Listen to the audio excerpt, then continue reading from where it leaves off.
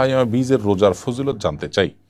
আইয়ামে বীজ বলা হয় চাঁদের 13, 14 এবং 15 তারিখের এই দিনগুলোতে প্রত্যেক মাসের এই দিনগুলোতে রোজা রাখা সুন্নাত। নবী করিম সাল্লাল্লাহু আলাইহি ওয়াসাল্লাম বেশ গুরুত্বের সাথে এই দিনগুলো রোজা রাখতেন এবং সাহাবায়ে কেরামকে, আবু হুরায়রা রাদিয়াল্লাহু তাআলা আনহুকে, আবু যর গিফারি রাদিয়াল্লাহু তাআলা আনহুকে, বিভিন্ন সাহাবীকে তিনি ওসিয়ত করেছেন রীতিমতো এই দিনগুলোতে রোজা রাখার ব্যাপারে। সহিহ বুখারীতে একটা হাদিস রয়েছে, আব্দুল্লাহ ইবনে আমর ইবনে আস রাদিয়াল্লাহু তাআলা আনহু থেকে বর্ণিত হয়েছে, নবী সাল্লাল্লাহু আলাইহি ওয়াসাল্লাম ইরশাদ করেছেন যে প্রত্যেক মাসে 3টা রোজা তোমার প্রত্যেক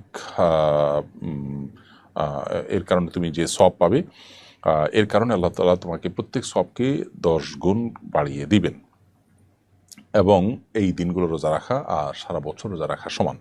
অর্থাৎ প্রতি মাসে 3 দিন করে রোজা রাখলে ইনশাআল্লাহ বিইذনিল্লাহ সারা মাস রোজা রাখার সওয়াব হবে। এভাবে 3 দিন করে নিয়মিত রাখলে সারা বছর রোজা রাখার সওয়াব পাওয়া যাবে। তিরমিজিতে আবু যর গিফারি রাদিয়াল্লাহু তাআলা বর্ণিত হাদিসে আমরা জানি নবী সাল্লাল্লাহু আলাইহি ওয়াসাল্লাম ইরশাদ করেছেন, ইয়া আবু যর ইযা সুমতা মিনাশ শাহরি সালাসা আইয়াম ফাসুম সালাসা আশারা ওয়া 14 ওয়া 15।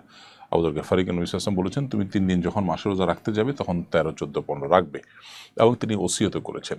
এজন্য এই দিনগুলোতে রোজা রাখা জরুরি। এছাড়া রুকিয়া বিশেষজ্ঞগণ তারা বলেন যে সেহের, ব্ল্যাক ম্যাজিক আজকাল ঘরে ঘরে মানুষ এটা দ্বারা আক্রান্ত। এটা থেকে আত্মরক্ষার জন্য আইয়ামে বীজ রোজার বিশেষ উপকারিতা রয়েছে, এর বিশেষ সুফল আছে। এই জন্য চাঁদের 13, 14, 15 এই দিনগুলোতে আমাদের রোজা রাখতে সচেষ্ট হওয়া উচিত। স্বাস্থ্যের জন্য এটা ভালো মাঝে মধ্যে রোজা রাখাটা। অতএব সেই দিক থেকেই আইয়ামে বীজের রোজা রাখার অভ্যাস আমাদের করতে হবে।